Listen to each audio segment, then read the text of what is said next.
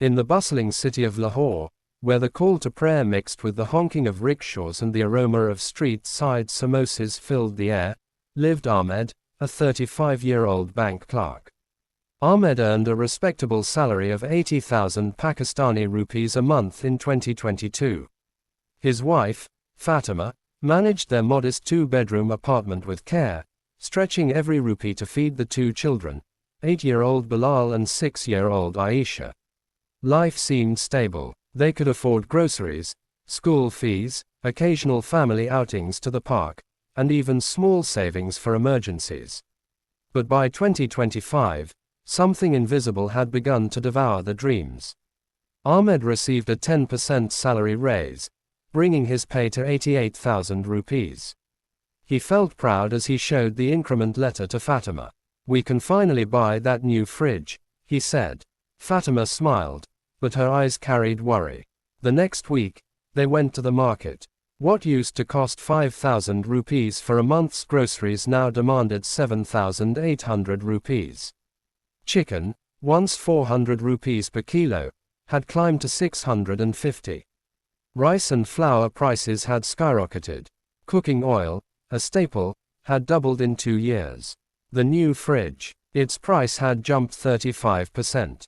The raise disappeared before they even celebrated it.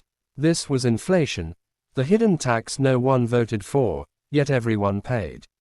Governments print money to cover deficits, fund projects, or pay debts. When too much money chases too few goods, prices rise. Central banks might claim it's under control at 5 to 7%, but real costs for food, rent, and energy often surge 15 to 30% annually in many developing economies. Salaries rarely match this pace because wage growth lags behind. Employers resist big raises to stay competitive, while productivity gains go to shareholders or executives. Ahmed started tracking expenses meticulously. He noticed how utility bills crept up. Electricity rates rose due to imported fuel costs and circular debt. Transport fares increased with fuel prices. Even school fees, tied to inflation, went up 20%. The family cut back on meat, switched to cheaper vegetables, and stopped weekend treats. Bilal's new shoes, needed every 6 months, now cost what the old ones did plus 40%. Fatima began sewing clothes at home to save money. Economists call this bracket creep, or the stealth tax of inflation. As nominal incomes rise, people enter higher tax brackets without real purchasing power gains. Savings in banks erode because interest rates, often 6 to 12%, trail inflation, 15% plus. Ahmed's 50,000 rupees in the bank, meant for his children's education, lost 8,000 rupees of real value in 1 year. One evening, Ahmed sat with his father, a retired government employee. "Beta, in my time, 1 salary supported 10 people. Now 2 salaries barely manage 4. His father explained how post-pandemic money printing worldwide, supply chain shocks, and energy crises fueled this. Wars and geopolitical tensions raised commodity prices globally, passed on to consumers. Ahmed realized it wasn't personal failure, it was systemic. The hidden tax transferred wealth from savers and wage earners to debtors and asset owners. Those with property, stocks, or gold benefited as prices inflated. Salaried middle class suffered. By late 2025, Ahmed took a second job tutoring in evenings. Fatima started a small online handicraft business. They sacrificed sleep and family time, but prices kept rising faster. The story of their struggle mirrored millions. The hidden tax quietly widened inequality, eroded trust in institutions, and forced families into survival mode. Ahmed often wondered, if prices rise 20% and salary 8%, who is really taxing us? The answer: monetary policy disguised as economic management. In Faisalabad's bustling textile and food markets, 42-year-old Rashid owned a small bakery famous for its fresh naan and parathas. He employed 5 workers and served hundreds daily. In 2023, flour cost 60 rupees per kilo, gas for ovens 4,000 rupees monthly, and wages averaged 18,000 rupees per worker. His prices allowed a decent profit margin. Customers were loyal, and life felt predictable. Then inflation accelerated. By 2025, global wheat prices spiked due to export bans and climate issues. Local flour jumped to 110 rupees per kilo. Gas bills tripled because of subsidy removals and rupee depreciation. Workers demanded 25 to 30% raises just to survive rising rents and food costs. Rashid raised bread prices by 40%, but customers complained and some switched to cheaper alternatives or baked at home. This is the hidden tax at the producer level. Inflation doesn't just hit consumers, it squeezes businesses. Fixed costs rise unpredictably. Suppliers pass on increases immediately. Banks charge higher interest on loans Rashid took to expand. He couldn't pass 100% of costs to customers without losing sales. Profits shrank from 25% to 8%. He delayed replacing old ovens, cut employee benefits, and worked longer hours himself. Rashid's story highlights cost-push inflation. Rising input costs, energy, raw materials, wages, force price hikes. When salaries lag, demand should theoretically fall, but essentials like food create inelastic demand. People pay more or eat less. Governments often respond with price controls or subsidies, which distort markets further, creating shortages or black markets. One night, after closing, Rashid calculated, his monthly revenue rose 35%, but expenses rose 52%. He faced a choice: borrow more at 18% interest or downsize. Many small businesses closed or went informal. The hidden tax here is opportunity cost.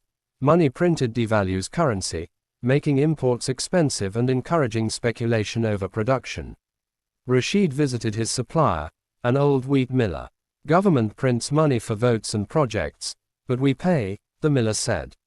International factors compounded it. Oil prices affected transport. Fertilizer costs hit farming yields.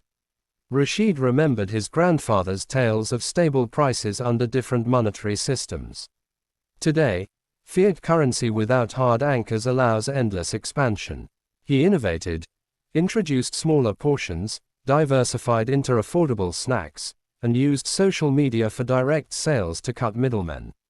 His family helped after school, but exhaustion set in. Customers shared similar stories.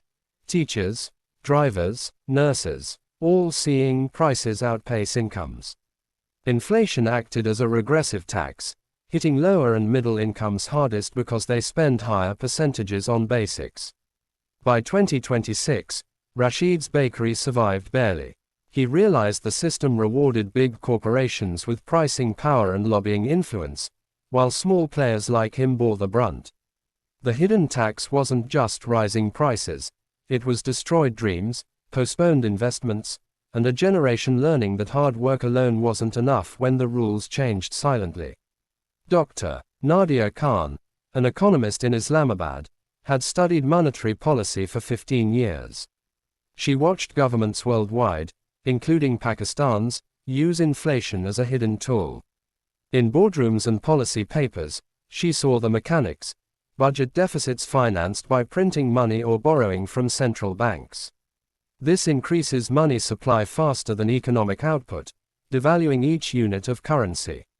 Her research told a story of Maria, a fictional composite of many civil servants. Maria earned a fixed government salary with annual adjustments based on official inflation figures, often understated. Real CPI calculations sometimes excluded volatile food and energy, masking true pain. When actual costs rose 18 to 25%, her adjusted salary rose 7 to 10%. Over 5 years, her purchasing power fell 35%. This is seigniorage, the profit governments make from issuing currency. It's a tax on cash holders. Those with debts, governments, corporations, benefit as inflation erodes real debt value. Pensioners and savers lose. Maria's retirement fund, invested conservatively in savings certificates, yielded below inflation. Her children's education fund dwindled in real terms. Globally, post-2008 and post-COVID quantitative easing flooded economies with liquidity. In Pakistan, chronic fiscal deficits, energy subsidies, and defense spending led to repeated IMF programs with currency devaluations. Each devaluation imported inflation. Salaries adjusted slowly due to sticky wages. Unions negotiate yearly, contracts lag. Dr. Khan explained Cantillon effects. New money enters through banks and elites first, who buy assets before prices rise fully. By the time it reaches wage earners, prices have already increased. This explains why stock markets and real estate boom while groceries hurt families. One case study she analyzed: a 2024 policy to control inflation by raising interest rates. It slowed growth, increased unemployment, yet food inflation persisted due to structural issues like agricultural inefficiencies and middlemen profiteering. Politicians promised relief but delivered more spending, perpetuating the cycle. Maria's story ended with her taking financial literacy classes, investing in inflation hedges like gold or productive skills. But for most, awareness comes late. The hidden tax persists because it's invisible. No direct bill arrives. It funds wars, welfare, and waste without immediate political backlash. Dr. Khan advocated transparent rules-based monetary policy, perhaps commodity-linked currency or strict limits on money growth. Until then, the story repeats: prices rise faster than salaries, eroding the social contract. In Turkey, shopkeeper Hassan watched the lira collapse. Annual inflation hit 80% plus in peaks. His salary equivalent income couldn't keep pace with bread and rent. Similar tales emerged from Argentina, Venezuela, and Zimbabwe. Hyperinflation destroyed savings overnight. In the US and Europe, moderate, 7 to 9% inflation after stimulus packages meant real wages declined for many. Grocery bills rose 25% cumulatively while average wages grew slower. Retirees on fixed incomes struggled. Young professionals delayed homeownership as asset prices inflated. Pakistan's story connected: imported inflation via oil, edible oil, and machinery. Remittances helped but couldn't offset domestic policy failures. A farmer in rural Punjab saw fertilizer costs double, passing higher vegetable prices to cities. A nurse in Karachi paid more for transport and medicines. These narratives reveal inflation as a worldwide hidden tax enabled by fiat systems post-gold standard. Central banks target 2% inflation as optimal, but even that compounds to erode value over decades. 2% yearly means 22% loss in 10 years. Real figures often higher. Cross-border effects. Stronger dollar hurts emerging markets via capital flight and debt servicing. Geopolitics. Ukraine war, Red Sea disruptions, spiked shipping and energy, accelerating the spiral.